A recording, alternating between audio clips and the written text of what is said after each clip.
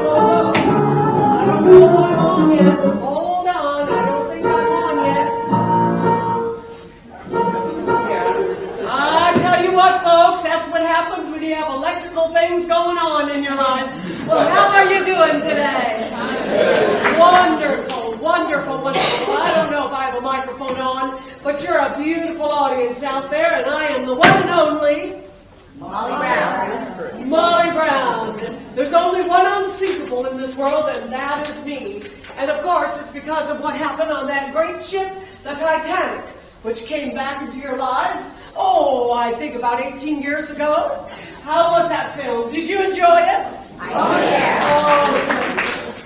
Well, I tell you, I just wish, however, that I'd been played by someone a little, I don't know, a little less pudgy and a little more glamorous. But when I look at that poster there and I see those two young people, I think, Rose with no clothes. And Jack, there is just something that you lack. I don't know about you, but I think the Clark Gables of this world and the Jimmy Stewarts are a little more exciting. Or maybe you're into the era of George Clooney. I don't know. But that young man is the leading man. Well, that's Hollywood for you. But the good news is, the movie came out and it cost $20 million. Can you imagine? But the actual ship of the Titanic only cost $7 million. I think I'd rather have the ship than the movie. Well, I tell you, when I think of the very early days of my life growing up in Hannibal, Missouri, by golly, you know, that was the hometown not only of the unsinkable herself, but also of Samuel Clemens or Mr. Mark Twain himself, right along that beautiful Mississippi River it is. And I'll tell you, there's nothing like that at Mississippi River except for the great Rocky Mountains. And I see you've got some right out here in Belen, New Mexico, a piece of the Rocky Mountains too. I love the Rockies. And I only went back to Hannibal to visit when I finally left. But I'll tell you what, growing up there as a young girl, my mother and my father, John and Johanna Tobin, I was Margaret Tobin, and they called me Maggie during my lifetime. I always wanted to be called Molly. So I hope today you start calling me Molly, because I really like that name. That kind of fits me somehow. At any rate, growing up there in Hannibal, Missouri, we lived in a little 3-room house. It was really more of a shack than a house. But it's restored today, and it looks pretty darn good, I must say, for a shack. My daddy was a worker in the gas works there in Hannibal, and my mother raised 6 children in that little place, if you can imagine that. And I was a rambunctious tomboy all the way. That's what I was. And one day I remember there was a huge cyclone that came up the Mississippi River. And that cyclone, there I was out in the middle of the river in a little rowboat all by myself, about 5 years old. And the wind started tossing that boat to and fro and to and fro. And all of a sudden I completely capsized right there in the Mississippi River. And who should be on the banks of the side of that river that day? Who should rescue me that day? Well, I'll tell you what, it was Mr. Mark Twain himself. He got all of his clothes off and other related accoutrements and jumped into the river, and he started to swim towards where I was bobbing up and down in the water. And he grabbed me and he pulled me all the way to the shore, he did, and he saved my life. And he said, one day, little girl, you're going to have to pay someone back for rescuing your life today. And you know, that did happen. That did happen, but many, many years later, that's for sure. Well, by golly, here we are in this historic Harvey House, beautiful museum that it is. You must be very proud of it. Very proud of it indeed. I love my little town, but you know, growing up there, I found that I was just too cooped up. I didn't have enough to do. I did go to school, however, until I was about 13 years of age. A lot of people think I couldn't read or write, but I could. I could. Not real well, but I could. How many times have I taken the train across this country from coast to coast just to travel, just to see things? Oh, I love this country. Don't you love this country? Yes. Oh, my word, I love this country. And there it goes, the B, N, S, and F. Seems kind of nasty to me. Well, anyway, there it goes. And no one's going to get on here, I see. You're not going to get on the train today. You're going to stay with me, are you? Well, I felt a little limited, you know, and there were a lot of naysayers in my town, especially when you're a Catholic girl, and you're poor as a church mouse, and you're Irish to boot. That was me, Irish, Catholic, and poor. And everyone said, well, you're not going to amount to much. You won't do very much in your lifetime. And I said, oh, yes, I will. Don't you see that I'm down when I'm up? I'm going to tell you what, I'm up there. I'm up there in my mind. I have a vision that I'm up there, talking with the people that are going to accomplish something in life. I am no bottom to no pile, no siree. I am going to be a somebody. And don't you ever tell me that I have to holler, Uncle, no siree. I only believe I'm someone, and I know I'm heading there. I'm going to head there right now today, and this is a song that I sang at that time from the one and only music all around itself. I'm going to learn to read right. I'm going to see what there is to see.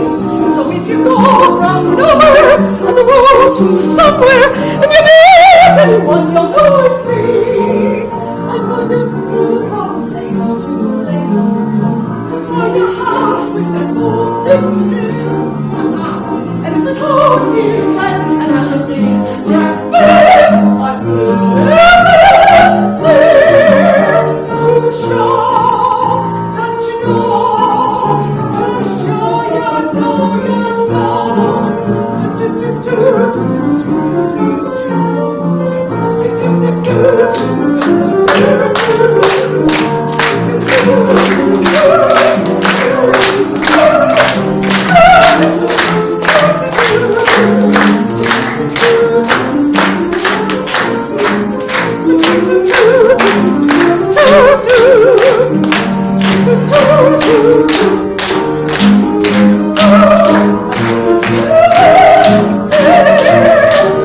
What do you want to be when you grow up? What do you want to be?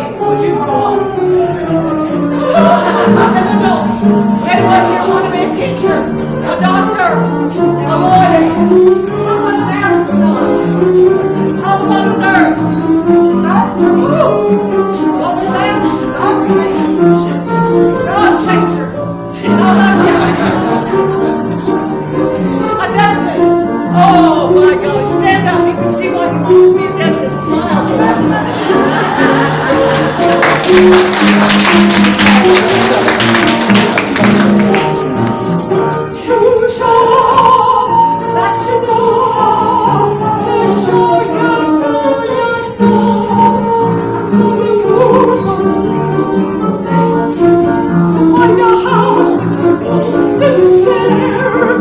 And if the house is red and has a big brass bed, you know that I'm going to move there. I'm going to see you all the day. And I can read that so long. I'm going to be someone, yes I know I will.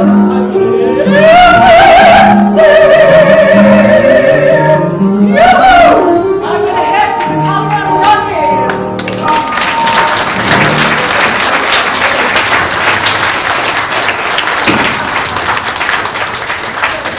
Well, I didn't head to the Colorado Rockies just yet, but I almost stopped there overnight when one day I waited on Mr. Mark Twain himself at the Park Hotel there in Hannibal, Missouri. Well, Mr. Mark Twain came back to visit as he was wont to do. I waited on him, and he got to talking to me, and I got to talking with him, and we were like bosom buddies, you know. And he said, you know, young girl, with your kind of spunk, you need to be heading west. West, maybe out in Colorado, that's where you need to go, because they have silver strikes out there and gold strikes, and things are happening out west, much more than they are back here in Hannibal, Missouri. So I said to him, well, I'm going to work on that. And I did. When I was 17 years old, almost 18, I went with my brother Daniel. And my brother Daniel and I, we packed our little suitcase. It was a little cardboard suitcase. And we filled it full of sandwiches for 2 days, 3 days on the train. Mostly peanut butter and jelly. That's my favorite. I don't know about you. And we headed west on the train. And but I used to tell people that the first time I went to Colorado, I came out in a stagecoach and out there in the middle of the prairie. All of a sudden, we were held up by Jesse James himself. Jesse James! Yes, sir. He held us up. And when they had us get out and walk around and see what we had to offer, I said, I will give you myself and everything that I own. I'm going to protect these people. That's what I'm here for. Well, that sounds like a really good story, don't it? I kind of made that up. People said I made up a lot of stories in my lifetime. It was kind of a fabricality that I had a gist for, you know. So, but we came out on the train, not on a stagecoach, but I like the Jesse James thing much more. But then we got to the Mile High City. Mile High City of Denver itself, it was. And when we arrived there, I thought, oh boy, would I love to live there someday. Woo-hoo! I want to live in Denver and be somebody here. But we was heading up to Leadville, Colorado, the highest city in the United States. Winter's so cold, they'll curl your toes up there. By golly, we were heading to Leadville, and when we finally got there, we were going to stay for a couple of weeks at one of my half-sister's homes. Her name was Mary Ann Landgren, and her husband, they were mining up there. And so Daniel and I stayed there, and I got a job at the Daniels and Fisher Emporium, where I worked on quilts and pillows and pretty things like that, and curtains, and I had them all. And then at night, they say that I used to go over to the old Saddleback Cafe and sing a song or two for the miners and recite some poetry. I was kind of good at that sort of thing, and they said they just loved me. Lovely, lovely, lovely. How long is this damn train going to last?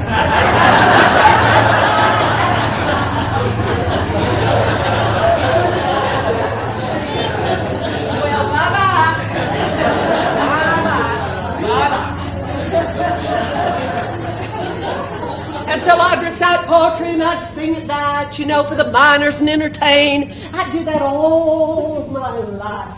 I don't know, I guess I should have been an actress or something. But I tell you, I loved it, and then I'd work during the day in the Daniels and Fisher Emporium. And if you've ever lived in Denver, and you remember that big, tall tower there, there's an Italian tower there in town. That was called the Daniels and Fisher Department Store. Mm-hmm.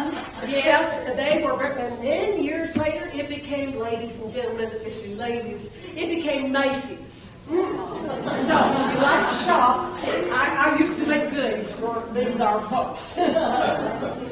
Well, I'm a good Catholic girl. But I also have good Catholic hopes of finding a good Catholic man. And if he's Irish, that'd be great. There was a lot of Irish people up there. But I didn't want just anyone. Not me. No, sirree, Bob. I wanted a rich man. Now, ladies, how many of you have those kind of hopes out there? I want to see your hands. I like the big rock on the thing. Well, and you always wait, ladies, for that big rock in that marriage ceremony before you let the horse in the barn. Well, by golly, there I am, going quietly about my business, and they just having I guess you call it a Catholic picnic there in town. And I went to it, and lo and behold, we should be there, but this big, tall, rather good-looking man. But he was a little older than I was by about 13 years, and he sort of took an interest in me, and his name was J. Brown, otherwise known as James Joseph Brown. And Mr. Brown took an interest in me, and he said, ma'am, I'd like to take you out sometime. And I said, well, that sounds mighty fine to me. And so there I am, still staying at my sister's house. And he comes by the next weekend, and he had this horse and carriage out front. And I opened the door, and I looked, and I went, that ain't good enough for me. And I shut the door in his face. And I told him so, too. And so the next week, he spent $100 for a brand new carriage to rent for the day and 2 matching beautiful bay horses. Then when he had me open the door, I went, well, it's a little better. You gotta keep your expectations high. And don't settle for things, and girls don't pay for the man. No, don't do that at all. Well, there we were, going up and having a lovely picnic, and now he's getting to know me just a little bit better day by day and week by week. Although I have to tell you, he was moving pretty fast. And I thought to myself, well, he's not a miner anymore. He's a shift boss, and they said he's going to be superintendent of some of the mines up there, especially the Little Johnny mine. Oh, boy, that sounded good to me. And so I said to him one day when he took me out again on a nice picnic, and this time he did it up right. He had a lemon tablecloth to put on the ground, beautiful silverware, and beautiful china, a beautiful meal all packed up in the hamper. And I thought, well, he's doing better. And I said to him, Mr. Brown, what are your intentions for me? And he said something like this.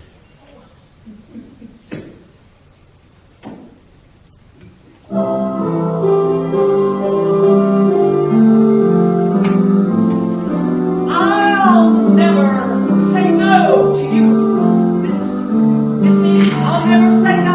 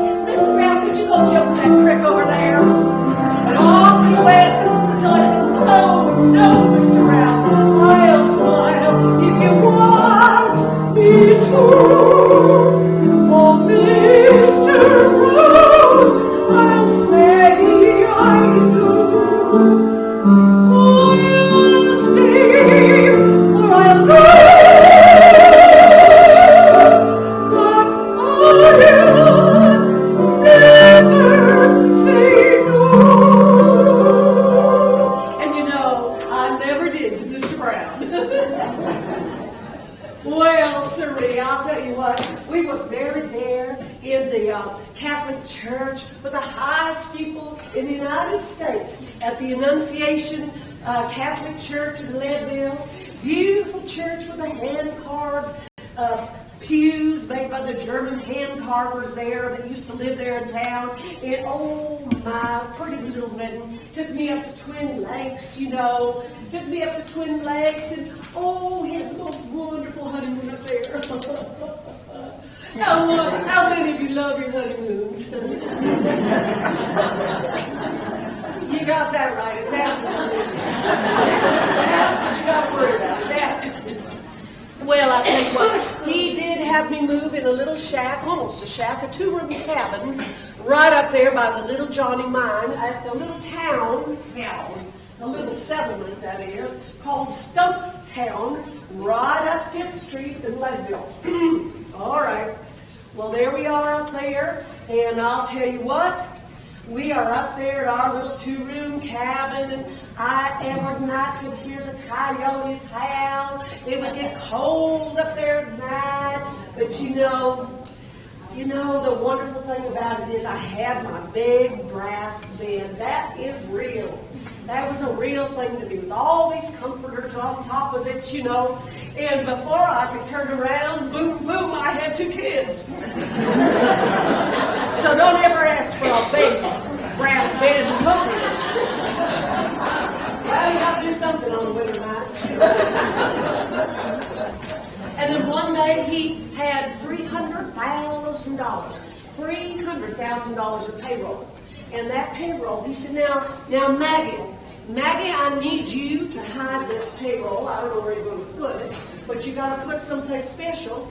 I'm going down to the Saddle Rock Cafe with my buddies, and we're going to have a little drink, and I'll be back. Well, I fell asleep that night, and you know, it was in July. But if you've been in Colorado, even in July, sometimes it can get mighty cold. And I went to bed in that famous bed, and that night he came home, and unbeknownst to me, he said, "Man, it's a little chilly in here tonight."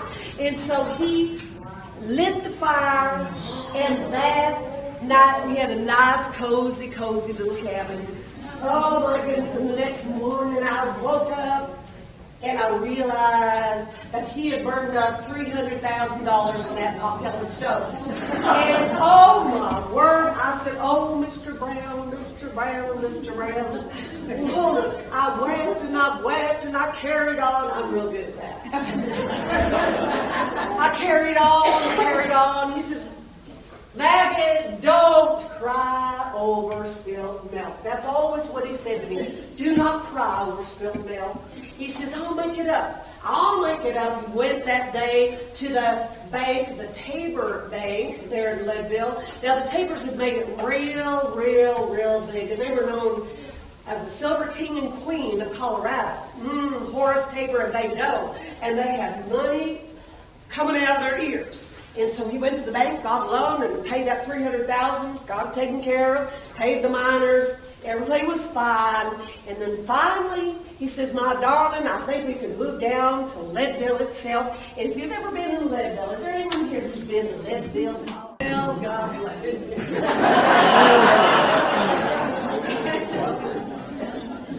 Oh, Cloud City it is. And we moved down to 7th Street. A pretty little house is still there, white with blue trim, you know. And that's where we were. And that's when I said, I'm going to improve myself in life. I want more education. I want to learn languages. I want to learn how to sing. I want to learn how to do all kinds of things. And so in that little house, I would take lessons every day, 6 hours a day, hired someone to watch the little kids. And this is the photograph that we took at that time of us living there at the 7th Street house. And there we are, my little girl, Helen, and my little boy, Larry or Lawrence. Yes, he's wearing a skirt. Don't think that was bad back then, but today, I don't know. So there he is. There's Larry in his skirt. Actually, we called it an Irish kilt, is what we called it. And there's little Helen, and there I am. And let me tell you, we didn't have a whole hell of a lot then, but you know what? We was happy. We were happy, we were happy, we were happy. And let me tell you, when you're happy and you're doing well, you got your children and your husband's working and all those good and wonderful things. See, there we are, darling, not really looking good. This was the happiest moment of my life. This was in the early 1890s, it was. And if you know how that era went, let me tell you, by 1893, the silver market, and that's what Leadville was known for, was all the silver mines, you see. And today there's thousands of miles of tunnels under Leadville because you see what happened in 1893? They changed the silver standard for the gold standard. Now it's going to be gold, not silver, and overnight that town shut down mines like crazy. And there we were wondering, how are we going to make money now? Because the mines are closing down. Well, all those tunnels are filled with water today. If they could pump them out, maybe they could find some more silver or gold. I don't know. But at that time, it was kind of discouraging. And there was a depression up there in Leadville, if you will. And my husband was working still at the Little Johnny Mine. Now he's a superintendent, you see. And so he decided, well, the sides of the mine are starting to cave in. He was a mining engineer by this point. That's what he was. And he figured out how to shore up the sides of this caves, or the tunnels, if you will, that go deep into the Little Johnny Mine. He shored them up with hay bales. Then they could go deeper into the mine, and guess what he found? The largest vein of gold ever found anywhere in the world. So we got to give Mr. Brown credit for that. I'll tell you what, because of that success, that mine made billions of dollars and is still producing today under the Ibex Mining Corporation name. And I'll tell you what, it was Mr. Brown himself who made that happen. Lo and behold, Mr. Brown, what a man he was. And so, of course, you understand the writing on the wall now, don't you? I'm a millionaire. I'm heading to Denver. I'm leaving Leadville behind. Go boy. Woo-hoo! And I'll tell you what, when I got to Denver, I said, boy, I'm going to be in high society. And I used to dress up. Well, look at your programs. Look at those dresses I got from Paris and all over. Aren't those pretty dresses? I tell you, I spent a fortune on some of them. And some of them took, one dress alone took 3 months to make because they made the lace by hand in France. Oh, yes, they're Parisian fashions. And I went to the opera, and I went to the symphony, and I bought pretty things for my house. But on the wall, if you go into the Maggie and J.K. Brown house, here's a little picture of it here. If you go there today, you will see on the wall, as you go into the house, you'll see 2 heads of a tiger. And you wonder, what the heck was she thinking about there?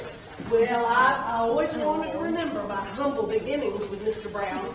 And so in this house of ours, there at 1340 Pennsylvania Avenue, you can go there today, there are 2 heads of coyotes in the hallway. And then you go into the big parlor and you see a piano. Oh, it's the prettiest thing you ever saw in your life. And underneath it, there's a great big white polar bear rug. And who do you think gave me that rug? This was a little later in my life. It was President Theodore Roosevelt himself. Oh, yes. And there's a pretty music box in there. I'll tell you, it's a very nice house. 7,000 to 10,000 feet. And upstairs is a ballroom and everything. And we had about 6 servants at that time. And someone to drive us in our carriage and a carriage boy in the servants' quarters. And oh my goodness, we were just highfalutin.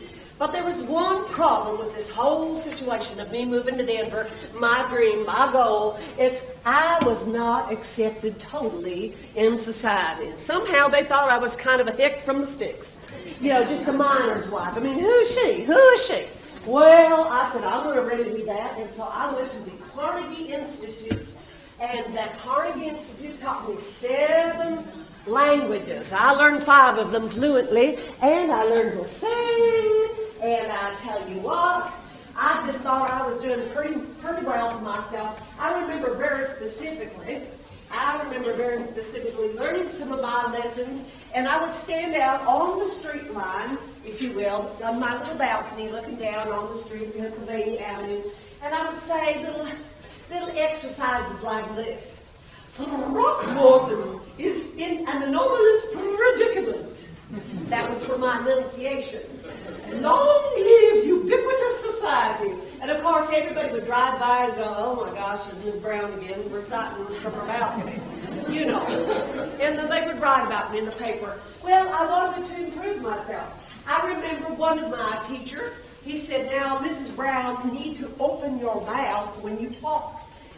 And the reason why you need to do so, think of a big cork in your mouth. I said, well, all right. He says, that's what you need to do, because I want rounded tones. Now speak around that cork. You try it. I told him, I said, well, most people want me to keep my mouth shut, but all right. And so there we are. Those are my lessons. French, German, a little Russian, you name it, Italian, Spanish. I even spoke Spanish. Oh, I was having a ball, but still, the Sacred 36, led by Mrs. Crawford Hill. I'll tell you what, that Mrs. Crawford Hill used to invite all these certain 36 women. She thought they were the cream of society. She would invite them over to play whist. Now, I don't know about you, but that's something pretty boring to me. So, but I never got invited very often. Oh, I'd drive by sometimes in my carriage and look at the great parties going on there, and I thought, well, what's wrong with me that I can't be there at that party? So my husband, JJ, said, now, Maggie, come on. Let's go on a round-the-world tour, and let's see what's out there. And I gathered our two kids up, and I said, that sounds like a good idea. You know, so we went to Japan. I got a kimono there. And then when we went to Spain, I learned to play classical guitar. I really did. I took lessons. I mean, we're gone the whole year. I had plenty of time. And then in Switzerland, I learned to yodel. Oh, little ole, ole,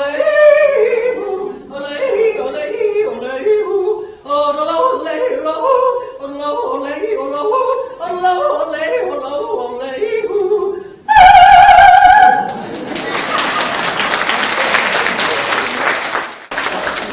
my word, Roy Rogers, move over.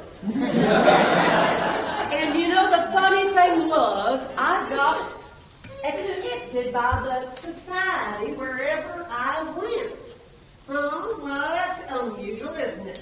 I was known as the uncrowned queen of Parisian society.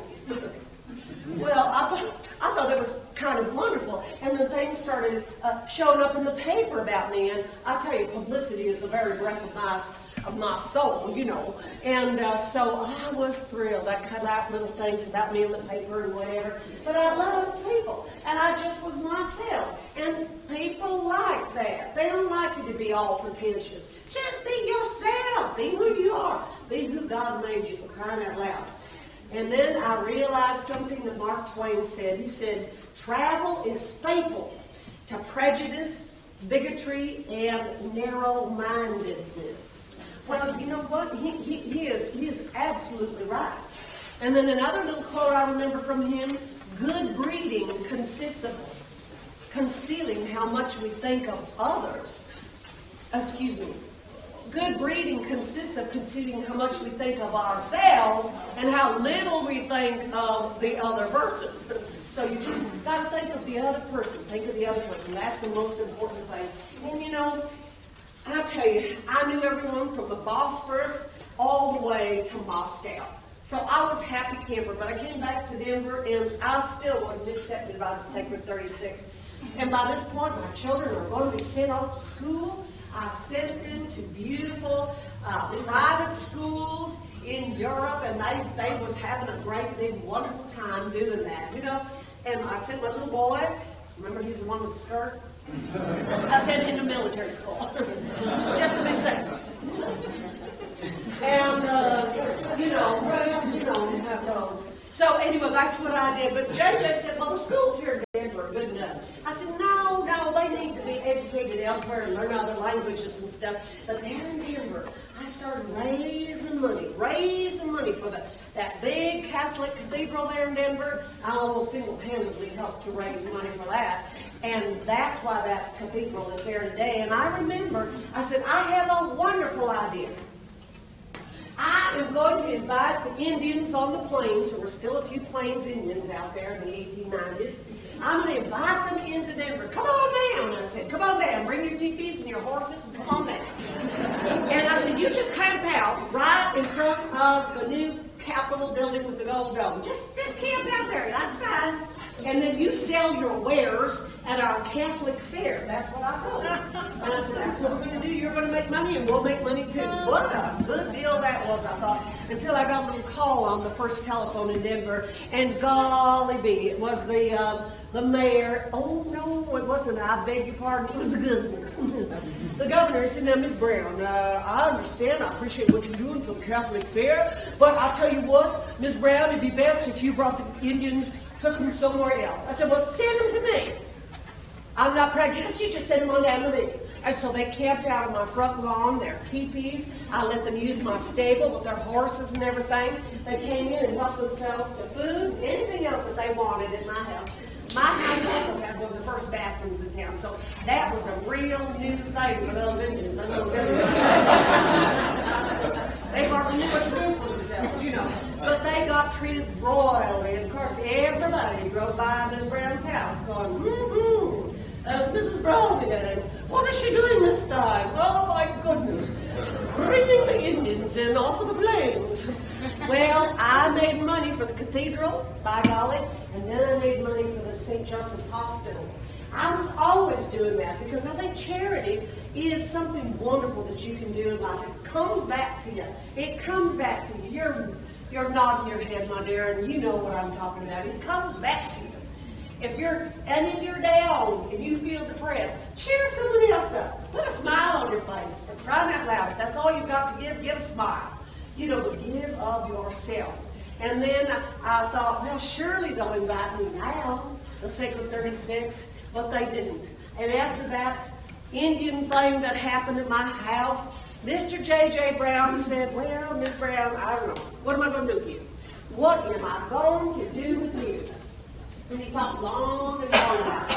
He said, Miss Brown, I think I should just stick to my mind and you stick to your socializing. So we kind of parted ways a little bit in our social lives, but we stayed married all of our life. All of our life. I still have the rock on the finger, girls, if you notice.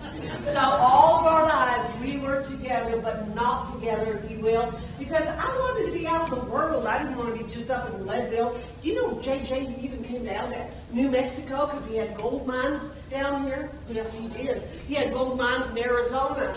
Oh, my goodness, he had mining interests everywhere. And a few other interests, too, I found out about, but whatever. But I said, I'm too busy. I'm going to go to Newport, Rhode Island. Newport, Rhode Island. The Barrens of Newport. Well, I wasn't a Baron, but I had a beautiful cottage there for almost 20 years. And it was at that time that I took in my brother's 3 children and helped to raise them. Because he died and his wife died, my brother Daniel.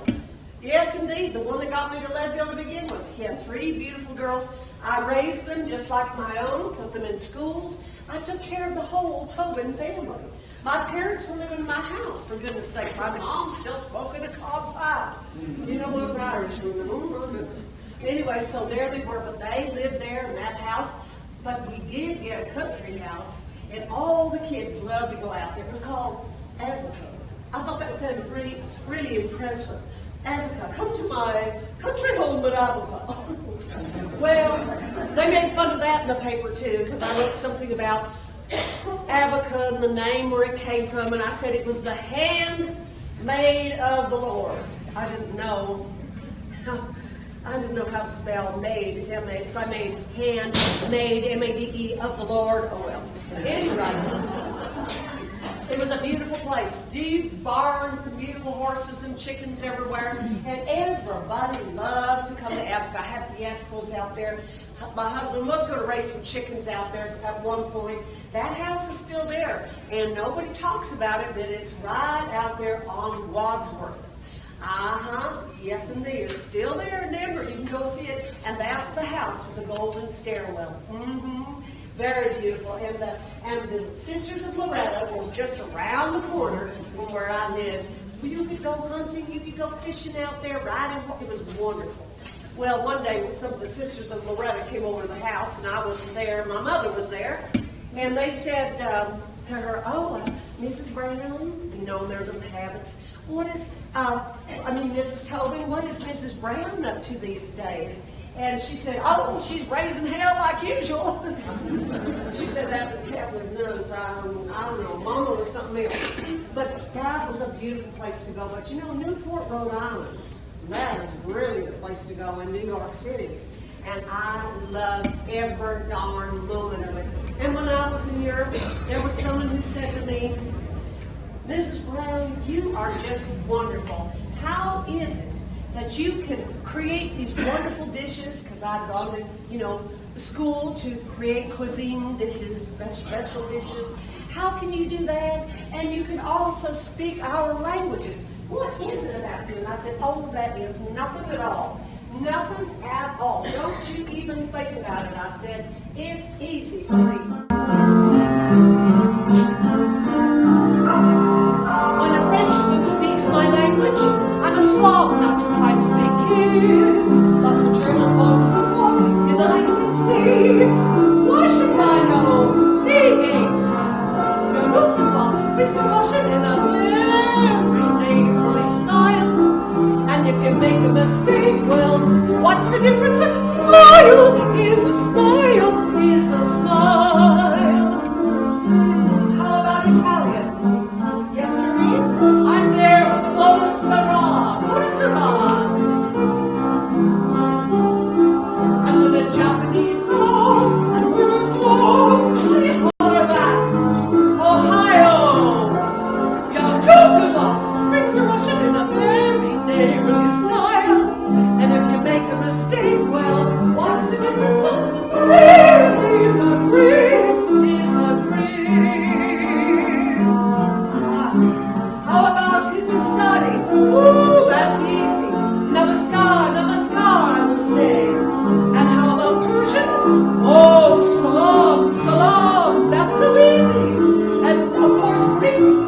Kalimera greets the Greek. And it's a sunlight rush my head. And if you make a mistake, well, what's the difference? A green is a green is a green. And you dare. A green is a green.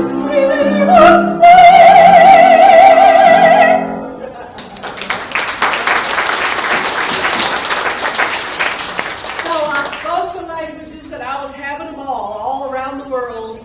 But of course, the Sacred 36 still was ignoring me. And now I'm raising my 2 children and my brother's 3 children, and I have a thing for kids. Kids and I get along really well. Kids and I get along real well. You look like a nice little boy. Just talk to kids like you would yourself. Pretend like, what was I like when I was a kid? I wanted someone to acknowledge me, someone to look at me, someone to give me a little hint about life or to encourage me a little bit. That's what everybody needs in this life is encouragement, don't you think? Well, that's what I thought anyway. And so I would encourage these kids. I said, you can do anything in the world that you want to achieve. You can do it all. You can do it all. Yes, you can. Yes, you can. Absolutely. You just have to believe it. And I believe because I'm a believer in someone bigger than myself. I believe that it's God who can give you the power to become anything or anyone you want to be. And He can give you the power to do it. And so that was what kept me going in life. And one of my tours, one of my most favorite tours of all, until the very end, of course, was going all the way to Europe to see my beautiful daughter who was at a convent school. She was at a convent school there in Paris. She was growing up into this beautiful young lady. Helen was a gorgeous girl. And I said, Helen, you join your mama. We're going to start looking for things to create the Denver Art Museum. There was no art museum until I came along. I said, we're going to get statues, all kinds of pretty things, and we're going to bring them to Denver. Mm-hmm. And so there we are. We're going to go all the way from Paris to Italy, and of course we'll go to Austria, and all along the way I started buying these beautiful treasures, beautiful statues. Of course, I knew the naked ones, I'd have to put clothes on them in the front yard, because, you know, the people in Denver wouldn't take kindly to that. But I was so excited, and then I said, let's go to Egypt. And I have a picture up here of me on a camel in Egypt, and my hat looks as big as the pyramid in this picture, but anyway, use your imagination. Here I am in Egypt. There I am. I'm the person right here on this camel, and the camel's going, oh my God. He's groaning under me because I've gained a little weight there, you know. And I'm wearing a big hat. And on that picture, it's so funny. I'll kind of walk around with this. That picture there, you can see it says, ships passing in the night. Ships passing in the night. I don't know why I wrote that, but I did. Because, you see, that's where I ran into the Astors. And the Astors, just like the Carnegies and everybody else, these were my friends, for goodness sake.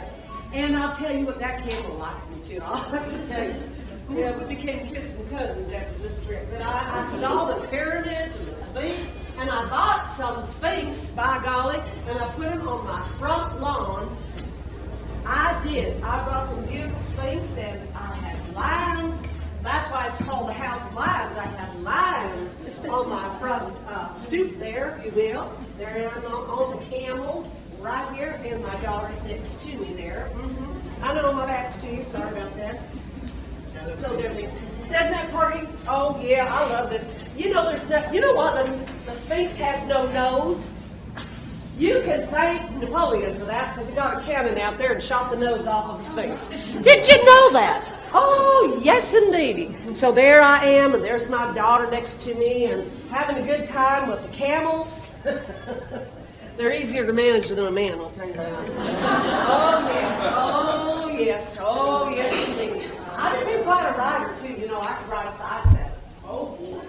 Yeah, I was kind of thought that was pretty wonderful. But then, you know, right after that little experience and that picture, I did something I would never do again, but I'll be honest with you. I went to a fortune teller right there in Cairo. And I don't know why I did it, I just did it. And she said, I know, I see the future for you. The future, I see much water in your future. A lot of water in your future. I thought, well, with that, I'm a good swimmer. I'm not worried about nothing. Nothing bothers me. And so I went out and I bought a little tiny talisman, a little figurine like this big, and I put it in my pocket, you know, and I remember that little talisman, put it in my pocket, and then my friends, then I got a telegram from my wonderful son, Larry, who was now married, and he had a little boy called Lawrence, or Larry also, and he says, oh, the baby is sick, Mama. Mama, can you come home? The baby is not doing well. Please, please, Mama, come home. Come home. I sent a telegram back. I said, my darling, I will be there. Mama's coming for you. Mama's coming. And I was talking to the Astors. I said, I don't know how to get home this quickly. They said, well, if you catch the Titanic, it is going to be docking on one of the ports here in France. That's the second docking it's going to do, and then that day was April the 10th. I picked up the ship that day with the Astors, no less. Yes, indeed. And they said I'm sure we can get a stateroom, and I did for $4,350. And oh my, what a ship it was, my dear friends! It was a ship like no other ship, and you have in your hands that you've been fidgeting with this whole time, the actual words that you're going to be singing very soon now, because we're going to do a sing-along, just like they did on the ship itself. Oh,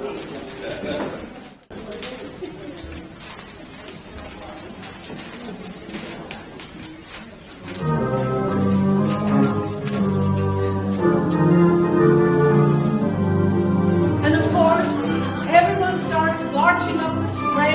stairway. Come get onto the ship. All the trunks are there. Look at the trunks everyone has. I have 13 trunks.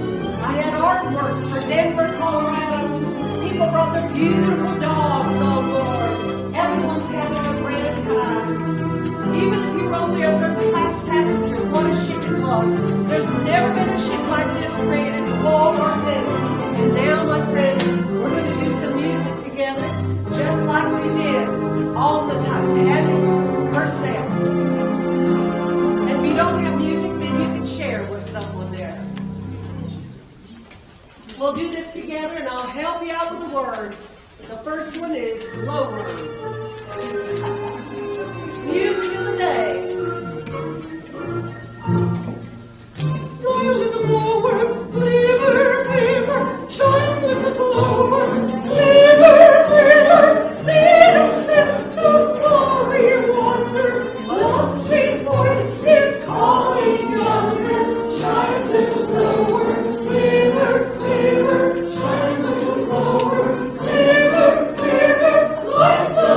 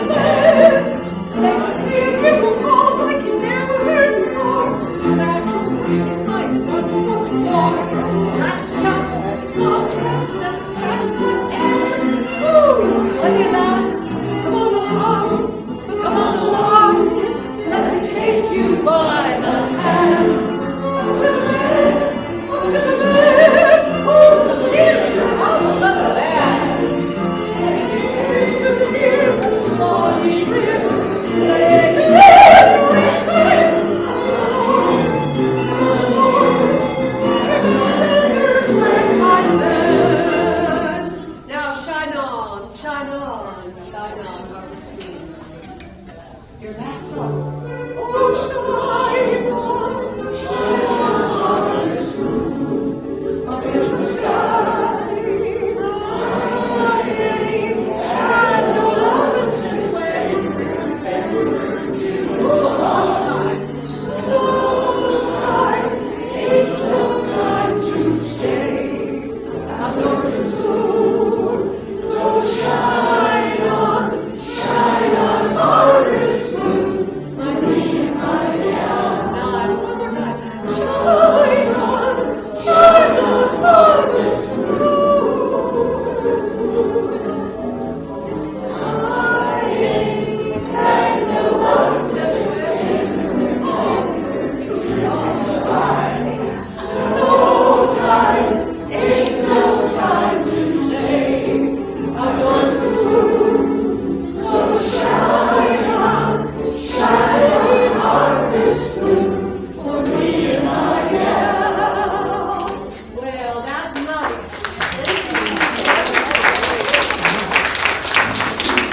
that night, I danced around the home court on the arm of Mr. Astor and of Mr. Guggenheim.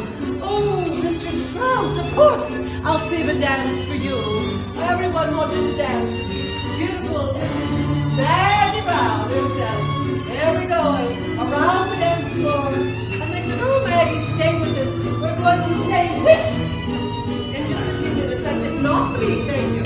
I'm going to my room and I'm going to read a book. That's what I said. Read a book. Read a book. And oh, everyone tell you a wonderful time. We had a 7-course meal that night and it was fabulous. Fabulous. The ship's sailing along. We're happy. We're gay. And there we are. Dancing and I'm reading in my stateroom until all of a sudden I was thrown out of bed. I was thrown out of bed and I said to myself, what is going on here? And I picked myself up and all of a sudden I noticed that the ship's engines were no longer running.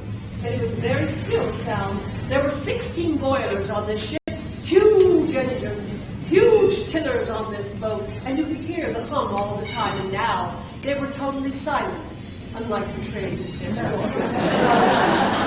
And so I got out of my bed, I put on my robe, and I went out to the gangway of my first class compartment, and I looked around, and I saw men looking rather frightened. I said, what has happened here? And one of the men said, we have hit an iceberg. I said, what? What are you talking about? This quite a ship. We have 16 airtight compartments. There's nothing to be afraid of. But I thought to myself, why don't you go back to your room, put on your clothes completely before going upstairs, and put on a coat just in case it's a little chilly tonight. And of course, grab your purse with at least $500 in it, and put on your wool hat, put on 6 pairs of stockings just in case.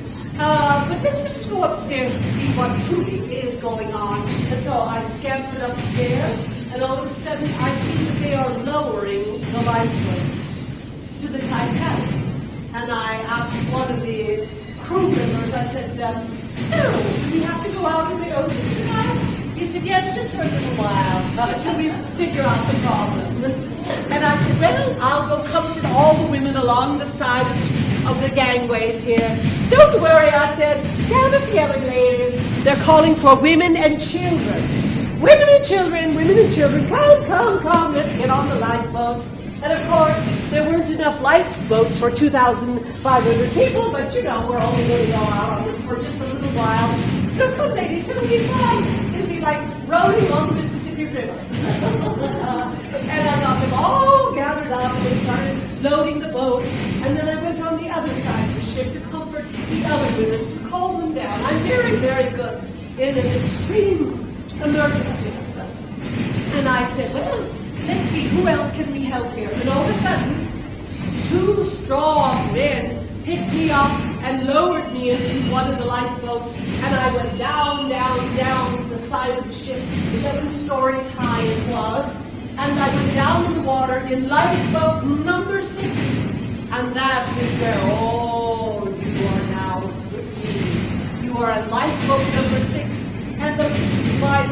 isn't even filled to capacity. It could have held 65 people, and we only had half that. And all of a sudden, I could see there was a tilt to the ship, if you will. And then there was the band playing up there, playing until the very end. I remember that very clearly. And everyone on my boat, especially when they showed me the prime minister, don't mind. We're going to make this a party, a picnic. Well, we have the quartermaster on the boat with us that day, and he was a naysayer, if you will. And he says, we're going to go down when the ship goes down. That ship, when it goes down, it's going to suck us down with it. That's what's going to happen. And I said, no, don't think that way. And I started to hook the oars of this ship. I pulled out the oars, and I got 2 or 3 women on one side and 2 or 3 on the other. And I said, all right, now let's figure out how to do this. And then, of course, Blabbermouth, the quartermaster, was in the back doing the tiller, saying, we're not going to make it, we're not going to make it. I said, shut up and till that tiller. Ladies, start rowing. And I started to sing, I started to tell stories, and keep everyone's spirits up. And then I started to give away my clothing, my socks, my extra coat, anything that I had, because some of these people had come out in their nightgowns of all things. Thank goodness I was fully clothed. And there we are, going away from the ship. I said, get away from the ship as much as possible, just in case. And so we pulled away and pulled away and pulled away and pulled away, and we pulled away from the ship as much as we possibly could. And then suddenly, I started seeing the ship tilting at an angle like this. I could see the massive outline silhouetted against the starlit sky. And it was cold that night out there in the middle of the ocean. Her blackness was emphasized by row upon row of lights still burning, but only for a matter of minutes, with her attaining an angle of 60 degrees. All the lights suddenly went out, and with a roar, a huge roar, all the gigantic boilers left their beds and went crashing through the hull, and everyone and everything in its way was destroyed. 16 boilers went crashing through the hull. And crowds of people were still on the deck and at the stern, but the end was very near. I could see that. Slowly, almost majestically, the immense stern reared itself up with propellers and rudder clear of the water, till at last she assumed an exact perpendicular. And 250 feet of it rose up into the sky till it reached a 65 or 75 degree angle. And here it seemed to pause momentarily and just hung for what felt like minutes, and gradually she turned her deck away from us as though to hide from our sight the awful spectacle of people still on her deck.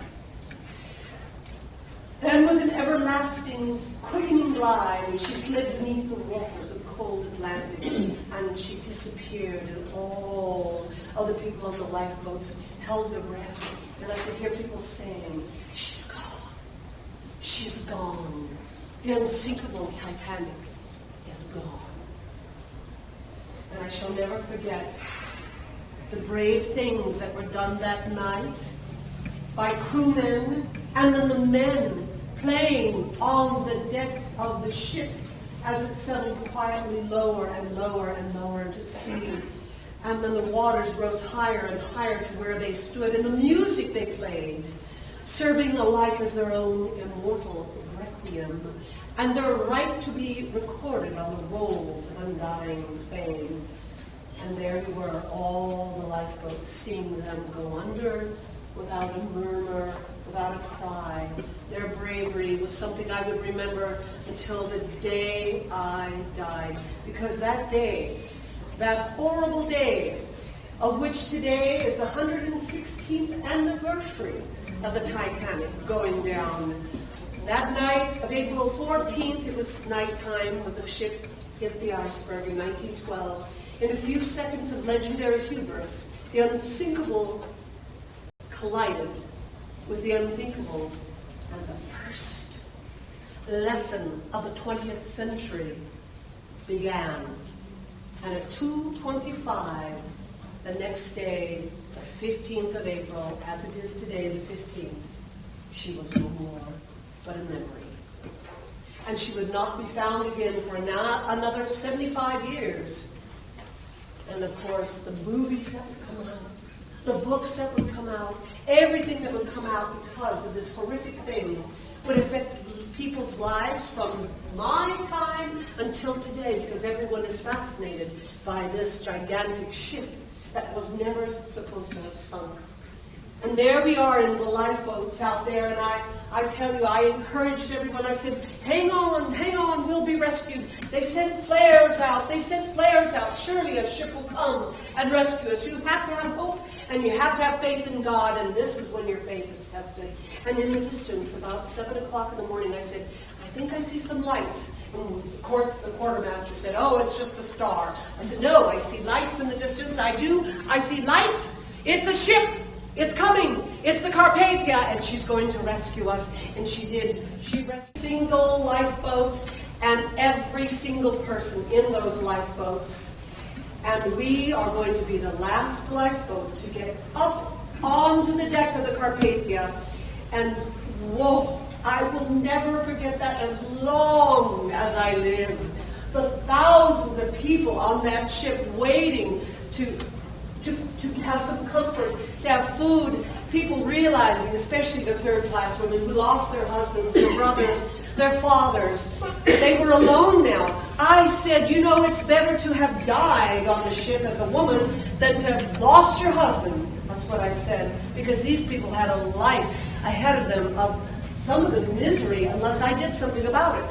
So I went to each person and I said, parlez-vous le français? Ah, mais oui. And I'd say, sprechen Sie Deutsch? What is your name? What is your number? Where did you come from? Did you have a husband? Did you have a brother?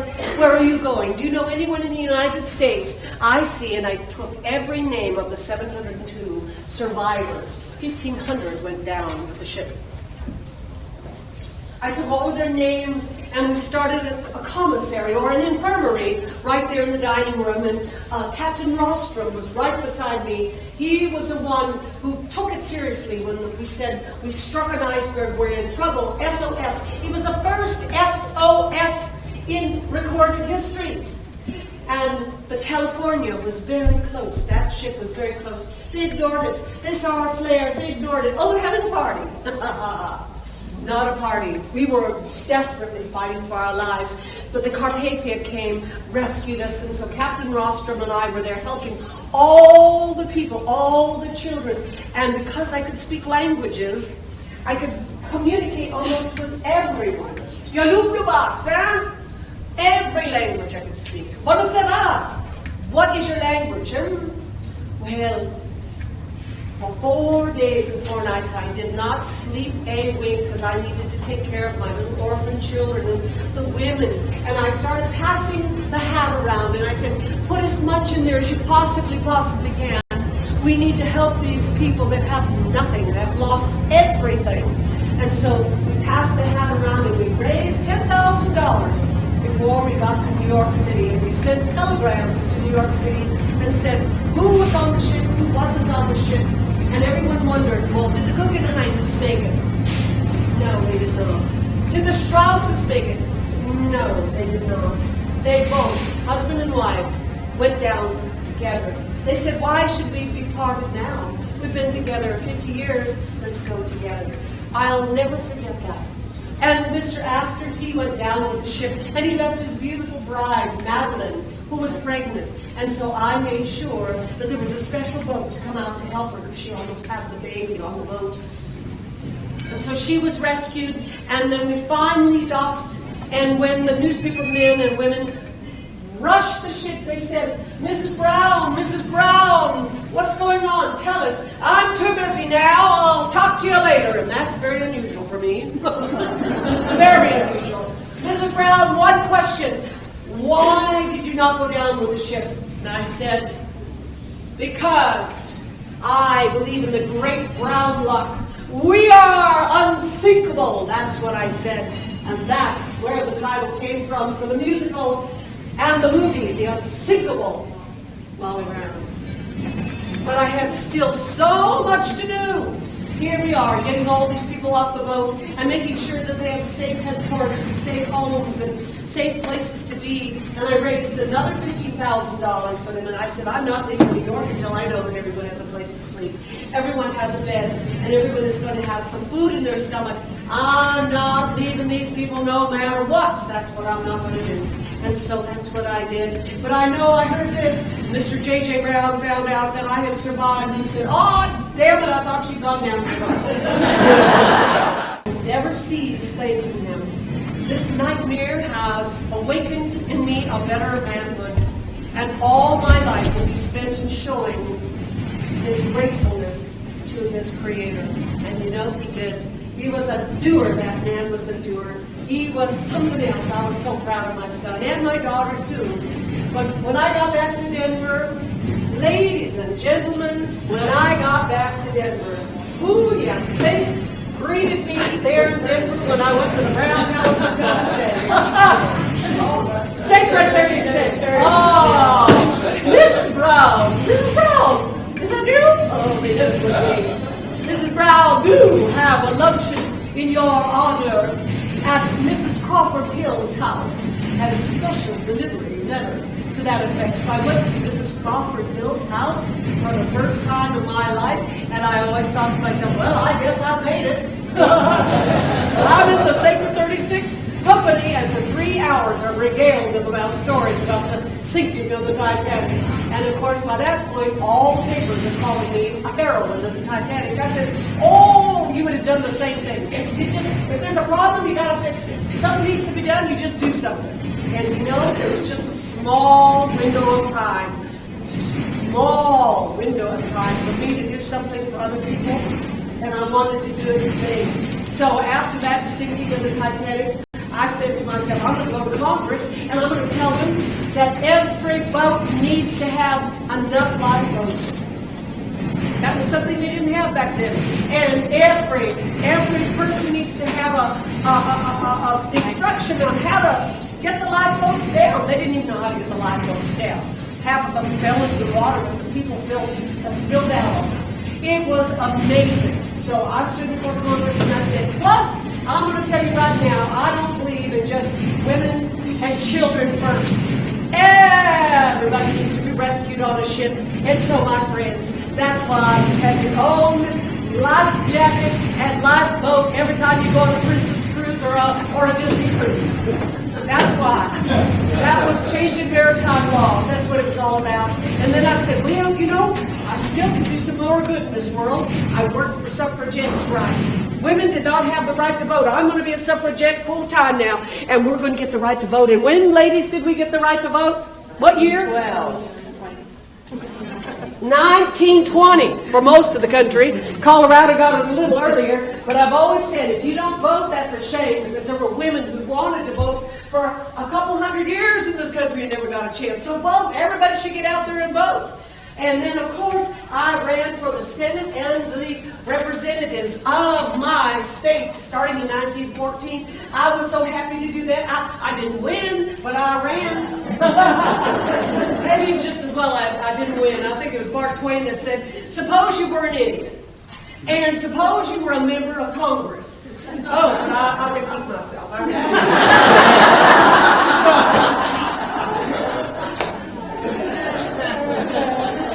So I ran for Congress, and then I believed in rights for children. Children shouldn't be working in factories. And when the Ludlow Mine Massacre happened just in southern Colorado in 1914, I went up there before the whole tragedy happened of losing a lot of lives, and I provided for the men and the women and the children there, and there was my husband.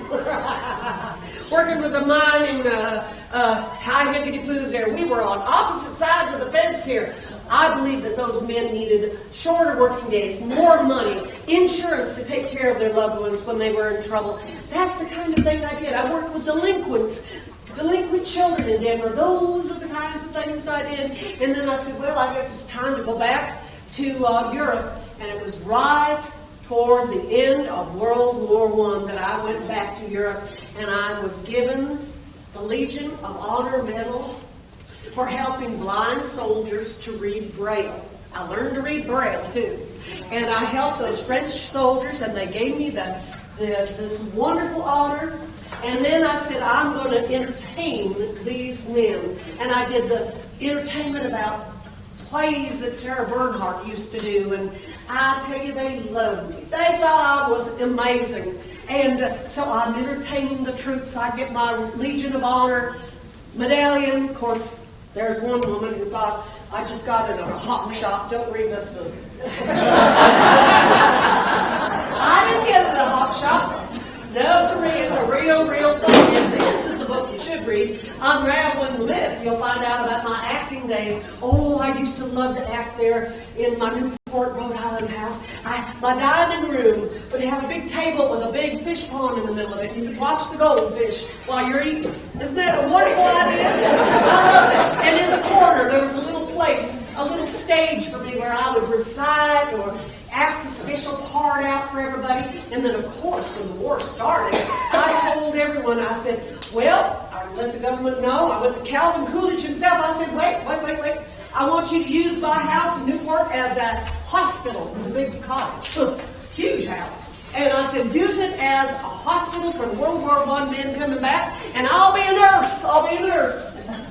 And they said, no, ma'am, we have real nurses. I said, all right, I'll entertain the troops, and that's what I will do.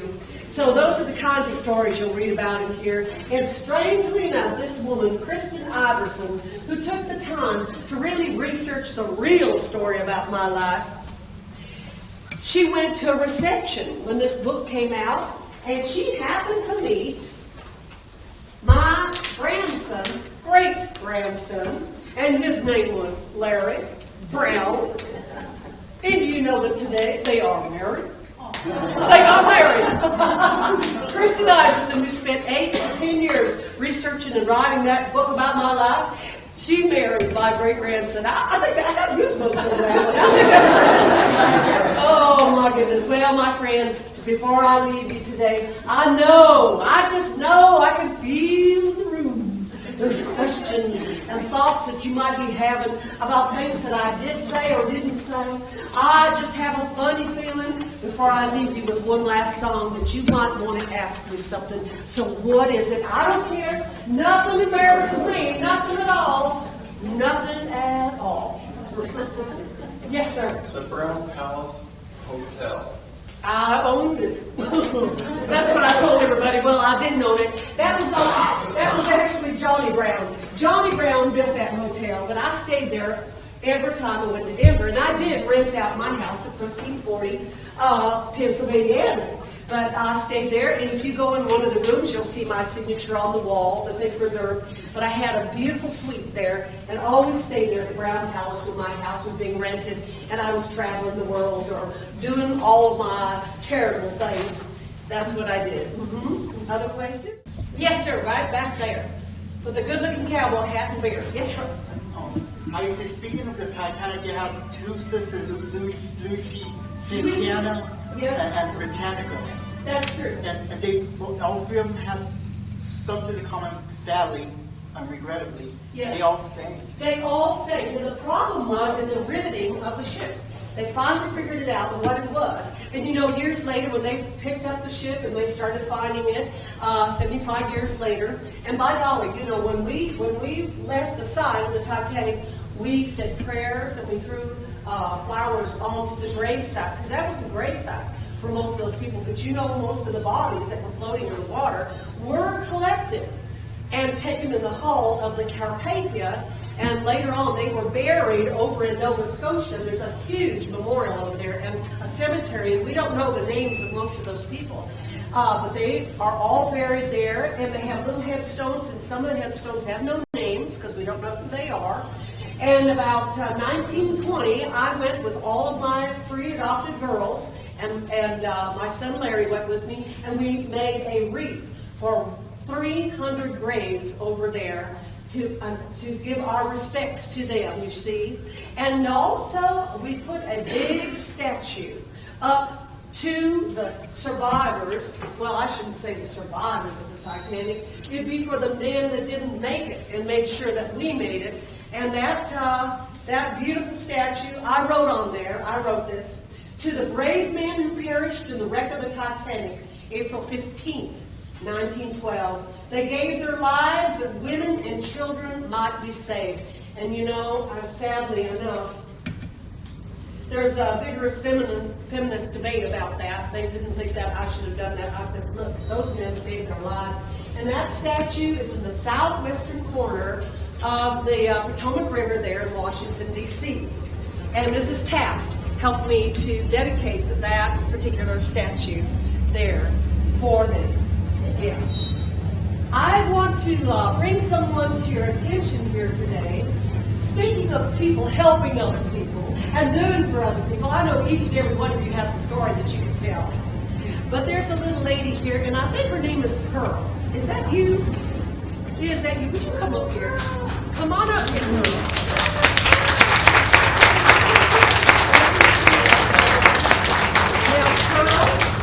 Pearl, I understand, has a wonderful thing that she does.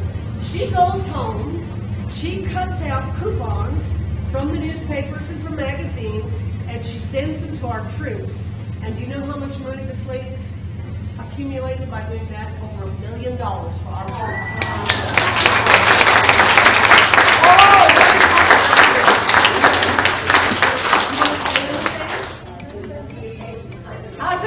$1.9 million she has raised for our boys out there. And if it wasn't for those military men, we would not be sitting here today with the freedom that we have to do this fun stuff that we're doing tonight. And she's a world war together.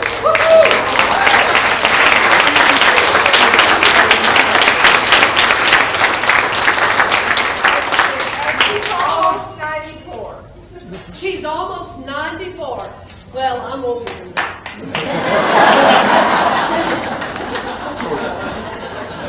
Yeah, I was born in 1867, right after the Civil War. Oh, and I tell you what, I honored my friend Mark Twain. I had a statue to Huckleberry Finn and Tom Sawyer put up right there in Hannibal, Missouri. I did for my dear friend, Mr. Mark Twain. If he hadn't encouraged me that day as I was trying to wait on him at the Park Hotel restaurant, I would have never gotten to Colorado. I never would have had the life I had. Yes, ma'am. How and when did you die? Well, you know, they say that I passed away at the age of 65, rather young, I think, at the Barbizon Hotel there in New York City. I had a suite of rooms there. I had my nurse there. Now, you know, I'm talking real lighthearted about the Titanic and whatever. I went through other things, too, like the Breakers fire in Miami. I saved a bunch of people there when the fire was going on. I got them all to safety. I had these strenuous experiences in my life, don't you know? And that Titanic, I had nightmares about it night after night after night until the day I died. So it did affect my health. I'm going to tell you that right now. But I did pass away there in New York City. And, of course, J.J. Brown and I, we've been separated since about 1909, but I still married him. Because I'm Catholic, I don't believe in divorce. And so there you have that side of the story. And he kept up his mining interests and so forth, and he passed away at Helen's house in New York City. And right after I died, woohoo! I wake up and guess who's sitting next to me? J.J. Brown. We're buried at the Wood Cemetery there on Long Island. Go So we're united in death. If we weren't united all the time in life. I never loved another man, although I have to tell you, the Duke of Chartres wanted to marry me, and he had a title. Now, believe it or not, my sister Helen actually married a man with a title, and she became a baroness. Go figure. So I thought, well, yeah, that'd be nice to have a little title. And so all the Parisian papers said, oh, Miss Brown is going to marry the Duke of Chartres. Well, I'm still married to JJ. But at any rate, I found out the next day that his title was extinct. So with an extinct title, I wrote back to him, no, I love you too, but I'm not going to go that forward now. Not without a title. Yes, in the back, please.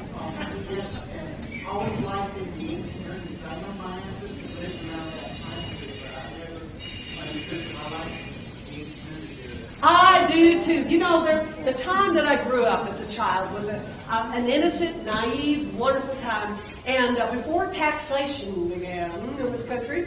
We had a lot more freedom and made a lot more money.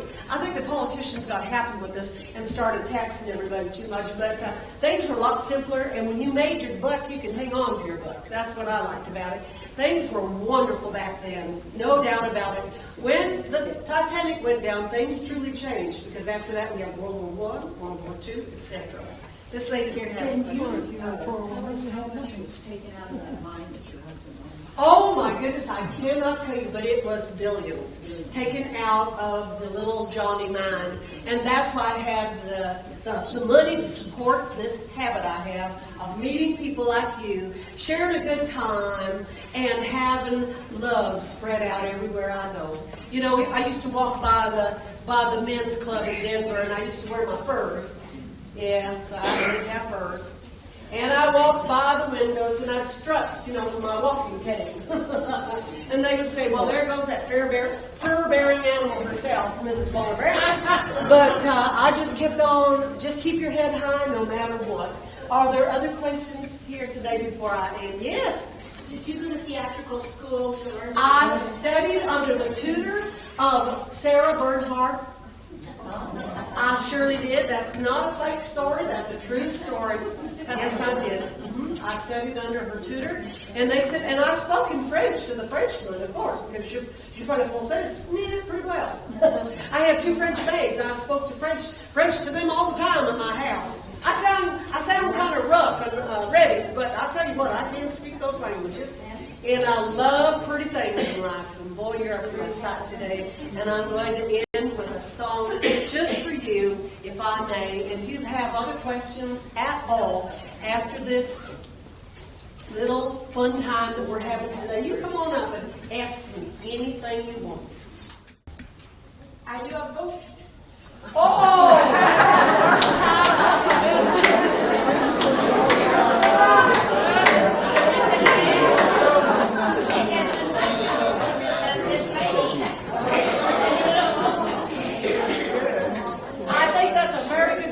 What's your name, honey?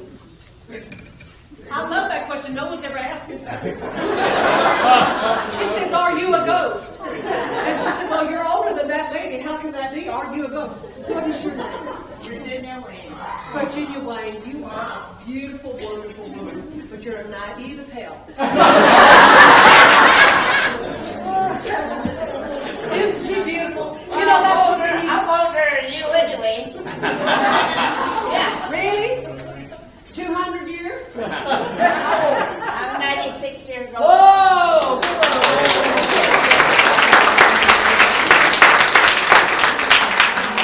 Well, I'll tell you, that's pretty darn good. She beat you.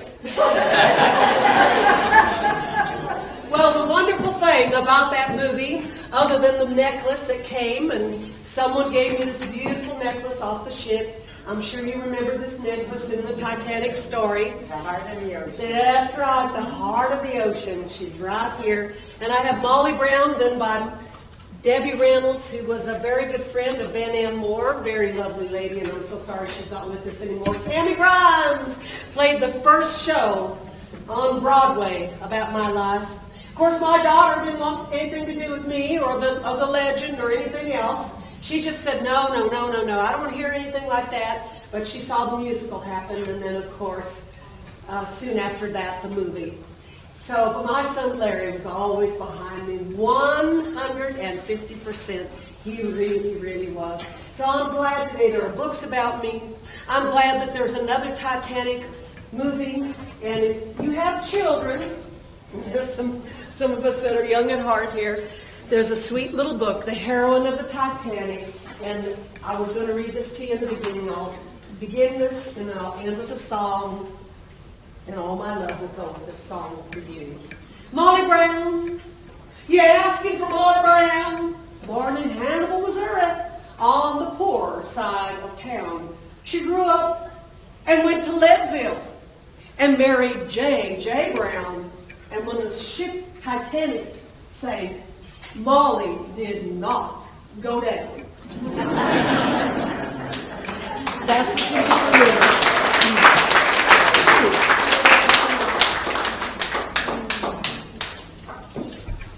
And that's what you need to remember. God will hold your hand no matter what you go through, even when you're dying, he will give you dying grace. Because Jesus Christ is the one that I believe in, and he has given me eternal life. I'm still alive.